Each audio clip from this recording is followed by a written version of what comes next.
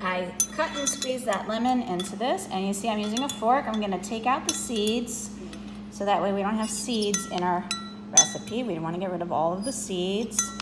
And then we'll use our measuring spoons to measure 1 tablespoon of lemon juice, okay?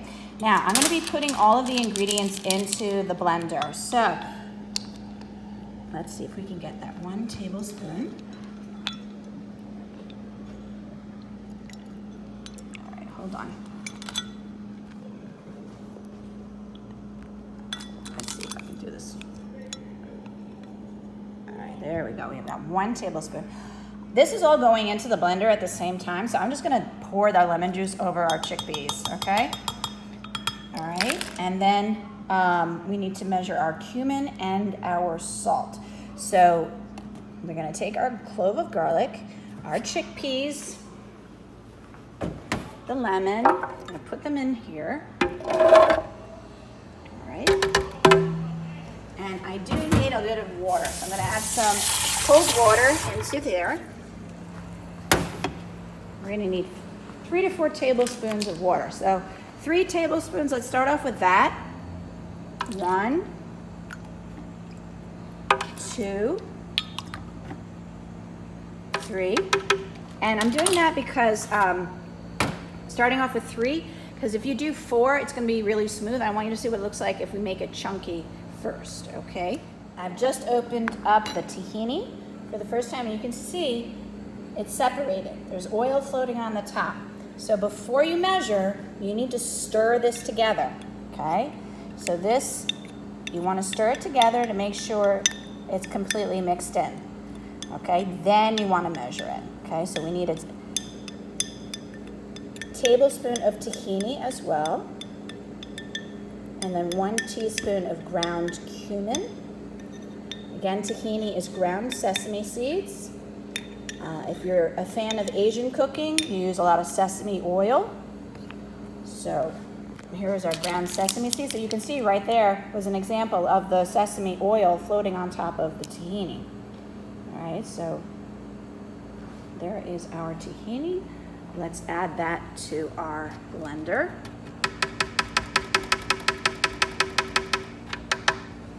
And then we need the cumin. 1 teaspoon of cumin. Teaspoon is right here, the yellow. Teaspoon is smaller than a tablespoon. There are actually 3 teaspoons in 1 tablespoon. Oh, I can't do it that way. I'll have to measure this like this. Hopefully not spill any. So that is our ground cumin, and it smells wonderful. Right. Oh, shoot. Okay. I'll scrape that into the blender, don't you worry.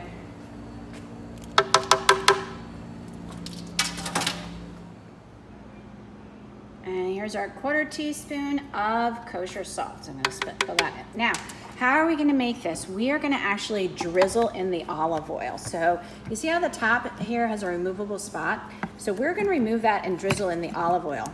But first, let's pulse it together, and then we'll drizzle in the olive oil. So before we start doing that, let's double check we have everything. We have our chickpeas.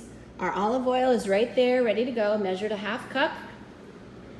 We added our water, our lemon juice, the tahini, the cumin, the clove of garlic, the salt. So I'm gonna pulse it for a second. I've got it on low.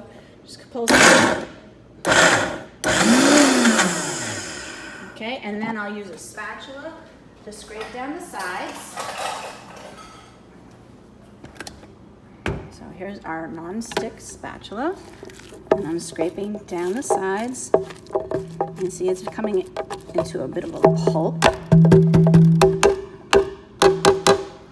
You can make this recipe in a food processor as well. All right, so now that that has already been mushed up a bit, I'm gonna remove the top so that way I can drizzle in the olive oil. So we wanna make I believe, what is called a colloid suspension, where we drizzle in the olive oil while it is blending, and it creates like a mayonnaise, all right? Like a mayonnaise is a colloid suspension.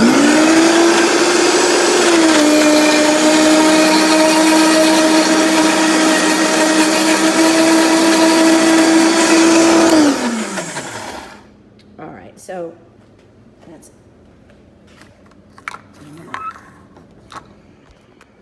again, remove the lid.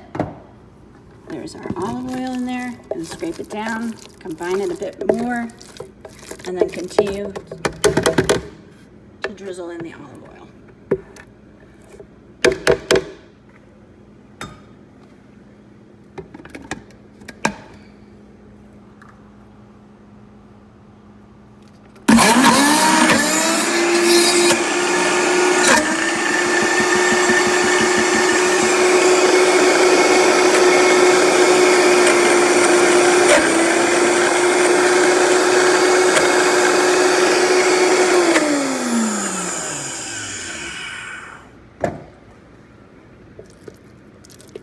All right, it smells wonderful. All right, but you see the texture? It's really thick. Okay, it's not smooth. Some people like their hummus thick, okay? So some people would like it chunky like this and actually stop at this point. I prefer it a little smoother. You can smell the fruity olive oil. So make sure you use a good olive oil. This is our extra virgin olive oil that I'm using. And as I said earlier, I do want it smoother. I like mine a bit smoother, so I'm going to add another tablespoon of the cold water. Okay, now yes, I'm just guessing, but since I've been working in a kitchen for 20 years and making stuff since I was 2 years old with my mother, I think I can guess at how much a tablespoon is.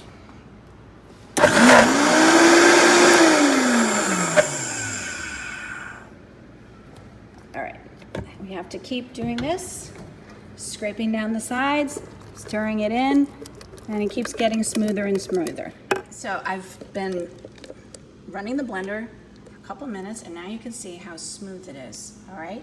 And this is great with carrots. I love baby carrots dipped into hummus and chips, of course, but it's great. You drizzle a little bit of olive oil on top and serve it with some olives as well. And it's very, very good. It has a lot of protein, and it is a great dish, and certainly a wonderful dip to have with parties and or a midnight snack. It really is very filling. The entire time I was pregnant, all I was eating was hummus and baby carrots. So I really do love it. I hope you enjoyed, and we'll make it at home. Make sure you ask parents for permission and have them give you a hand in making it. Take care all. Bye.